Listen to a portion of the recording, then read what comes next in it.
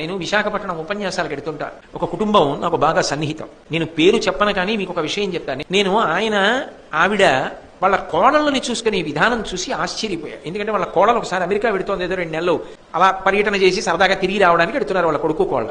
ఆ పిల్ల వెడుతూ అత్తగారిని పట్టుకుని ఇడిచింది. అత్తయ్య 2 నెలలు నిన్ను విడిచిపెట్టి ఉండలేని అత్తయ్య, ఆయన రమ్మంటున్నారని వెళ్తున్నాను. నాకు ఆశ్చర్యం వేసింది, ఏమిటి కోడలు అత్తగారిని పట్టుకునేయడం ఏమిటి అంటే, ఈ 2 నెలలు ఉండలేని అత్తయ్య అని చెప్పి ఆ రోజు వాళ్ళ ఇంట్లో నేను పలహారం చేస్తూ ఆయనతో అన్నాను, అయ్యా బహుశా మీ అమ్మగారు మీ భార్య గారిని చాలా ప్రేమతో చూసి ఉండాలి, అదే సంస్కారం మీ ఆవిడకి కూడా వచ్చింది, కోడలను అంత ప్రేమగా చూస్తున్నారన్నాడు. ఆయన పలహారం చేస్తున్న ఆయన ఆపి, మా అమ్మ గురించి ఒక్క మాట వ్యతిరేకంగా మాట్లాడడం నాకు ఇష్టం లేదు, కానీ కోటేశ్వరారు మా అమ్మ చాలా బాధ పెట్టిందండి నా భార్యని, అయినా మా అమ్మ నాకు పూజనీయురాలు, నేను ఒక్క మాట మా అమ్మకి వ్యతిరేకంగా మాట్లాడను. నా భార్య ఎప్పుడు ఒక మాట అనేది, నా కోడళ్ళు మాత్రం ఇలా బాధపడకూడదు, వాళ్ళని గుండెల్లో పెట్టుకు చూసుకుంటాననేది. అందుకే నా కోడళ్ళని మాత్రం నా భార్య ఒక్క విషయంలో కూడా బాధ పెట్టదండి.